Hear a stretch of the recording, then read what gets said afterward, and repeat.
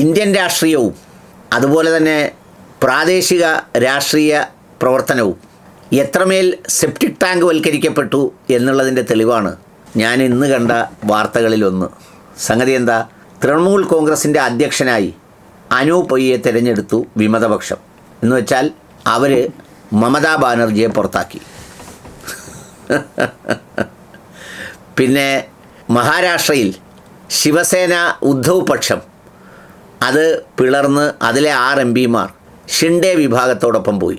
നിങ്ങൾ ഓർക്കേണ്ടത്, ഒരു രാഷ്ട്രീയ പാർട്ടിയിൽ തെരഞ്ഞെടുപ്പിൽ മത്സരിക്കണമെങ്കിൽ എത്രയോ അത് ആഗ്രഹിക്കുന്ന ആളുകളിൽ നിന്നാണ് ഒരാളിനെ തിരഞ്ഞെടുക്കുന്നത്. അത് കഴിഞ്ഞ് അയാളെ പ്രവർത്തിപ്പിക്കുന്നതിനാവശ്യമായ ഫണ്ടുകൾ ഒരു പാർലമെൻറ്റ് ഇലക്ഷന് കുറഞ്ഞത് ഒരു 5 കോടി രൂപയെങ്കിലും കുറഞ്ഞത് ചിലവാക്കിയാണ് ഓരോരുത്തരും ഇലക്ഷനിൽ മത്സരിക്കുന്നത്.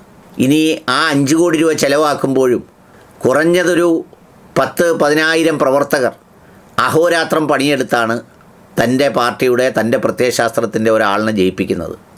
ഇങ്ങനെയൊക്കെ ചെയ്യുന്ന ആളുകളാണ് ഈ സെപ്റ്റിക് ടാങ്ക് വൽക്കരിക്കപ്പെട്ട പുതിയ രാഷ്ട്രീയ കാലഘട്ടത്തിൽ അവരെ ഉണ്ടാക്കിയവനും തിരഞ്ഞെടുത്തവനും അല്ലെങ്കിൽ അത് നയിച്ചവരെയും എല്ലാം തള്ളിപ്പറഞ്ഞ് അടുത്ത ലാവണം തേടിപ്പോകുന്നത്. അത് സ്വീകരിക്കാൻ മറ്റു കുറേ പേരും. സത്യത്തിൽ ആഫ്രിക്കൻ രാജ്യങ്ങളിലൊക്കെ പലപ്പോഴും പട്ടാള അട്ടിമറി എന്ന് പറയുന്നത് പോലെ ഒരു ജനാധിപത്യ അട്ടിമറിയുടെ പുതിയ ഭാവമാണ് നമ്മൾ കണ്ടുകൊണ്ടിരിക്കുന്നത്. ഇതിൽ വളരെ രസകരമായൊരു കാര്യം കൂടി ഉണ്ടായിരുന്നു. ഇടയ്ക്കൊരു വാർത്ത വന്നിരുന്നു. അസദുദ്ദീൻ ഉവൈസി നമ്മുടെ യൂസുഫ് പത്താനെ ഭയപ്പെടുത്തിയത്രേ. നിനക്ക് ജീവൻ വേണമെങ്കിൽ നീ പാർട്ടി മാറിക്കോ, ഇല്ലെങ്കിൽ നിനക്കതിനകത്ത് നിൽക്കാൻ പറ്റില്ലെന്ന്. സത്യത്തിൽ ഈ സമൂഹത്തിലെ മനുഷ്യർ പേര് വെച്ച് ചിലരെ വിശ്വസിക്കും. എന്ന് പറഞ്ഞാൽ യൂസുഫ് പത്താൻ എന്ന് പറയുമ്പോൾ നമ്മുടെ ഒരാളുണ്ടല്ലോ, അസദുദ്ദീൻ ഉവൈസി നമ്മുടെ ഒരാളുണ്ടല്ലോ, തൊപ്പിയിട്ടവൻ, പള്ളിയിൽ പോകുന്നവൻ, പിന്നെ ഈ വിശ്വാസത്തിൻ്റെ എല്ലാ സംഗതികളും പറയുന്നവനൊക്കെ, ഇവനൊക്കെ ആധുനിക കാലത്തെ ഒറ്റുകാരനോ ചാരന്മാരോ എന്ന ബോധ്യം ഉണ്ടാകേണ്ടതുണ്ട്. പല പ്രേരണകളും ഭയവും രണ്ടും ഒരുപോലെ ബാധിക്കുമെങ്കിലും എന്നാൽ പിന്നെ ഭയപ്പെട്ട രാജിവെച്ച് പിന്മാറിയാൽ പോരെ. ഞാനില്ല, ഇനി അവിടെ എൻ്റെ സ്ഥലത്ത് തിരഞ്ഞെടുപ്പ് നടക്കട്ടെ, ഞാൻ എൻ്റെ ലോകത്തേക്ക് പോവുകയാണ്, തിരഞ്ഞെടുപ്പ് നടക്കട്ടെ എന്ന് പറഞ്ഞ് പോയാൽ പോരെ. അങ്ങനെയല്ല, അതിൻ്റെ പ്രയോജനങ്ങൾ മുഴുവൻ കിട്ടത്തക്കവണ്ണം അത് വിറ്റെടുത്ത് മടങ്ങുകയാണ് ഇവർ ചെയ്യുന്നത്. ഇനി അതും കൂടാതെ വേറൊരു കാര്യം കൂടി ഇതുമായി ബന്ധപ്പെട്ട് പറയേണ്ടതുണ്ട്. പലപ്പോഴും നമ്മൾ പറയുന്നത് എങ്ങനെയാണ്? പ്രാദേശിക രാഷ്ട്രീയ കക്ഷികൾ ശാക്തീകരിക്കപ്പെടണം, അവർ ശാക്തീകരിക്കപ്പെടുന്നതിലൂടെയാണ് ഇങ്ങനെയാകുന്നത്, ഇതാണെന്നൊക്കെയാണ്. ഇപ്പോൾ യഥാർത്ഥത്തിൽ ഈ 2/3 ഭൂരിപക്ഷത്തേക്ക് പാർലമെൻറ്റിനെ എത്തിക്കാൻ വേണ്ടി ഈ ജനാധിപത്യ വെട്ടിപ്പുളക്കൽ നടക്കുമ്പോൾ ഒരുപക്ഷെ അല്പമെങ്കിലും ശാന്തമായി ഉണ്ടാവുക ദേശീയ പാർട്ടിയായ കോൺഗ്രസ് ആവും. അതതിൻ്റെ മഹത്വം കൊണ്ടാണെന്നല്ല ഞാൻ പറയുന്നത്.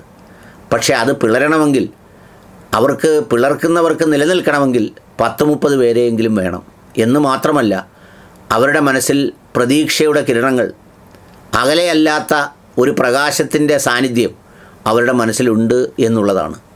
പിന്നെ ദേശീയ രാഷ്ട്രീയത്തിൻ്റെയും അത്തരം കാര്യങ്ങളുടെയും ഒക്കെ കെട്ടുപിണച്ചിലുകൾക്കിടയിൽ ഇത്തരം സംഗതികൾ കൊണ്ടുണ്ടാകുന്ന നഷ്ടത്തെക്കുറിച്ച് ബോധ്യമുള്ളത് കൊണ്ടുകൂടിയാണ് ഈ പദവിയോടൊപ്പം ഇത് പൊളിഞ്ഞു പോകാത്തത്. ഓർത്തു നോക്കൂ, ഇവരെല്ലാവരും ഒരു മുന്നണിയുടെ ഭാഗമാണെങ്കിലും ഇവർക്കെല്ലാം ദുർബലപ്പെടുത്താൻ കഴിഞ്ഞത് ഇവരേത് മുന്നണിയെയാണോ നിൽക്കുന്നത്, ഇന്ത്യ മുന്നണിയിലെ പ്രധാന ഘടകകക്ഷിയായ കോൺഗ്രസിനെയാണ്. കാരണം ഇവരെല്ലാം കഷണിച്ചതും മുറിച്ചതും അതുപോലെ തന്നെ മുറിച്ചു മാറ്റിയതുമെല്ലാം കോൺഗ്രസിനെയാണ്. എതിരാളികളെ പറ്റിയില്ല.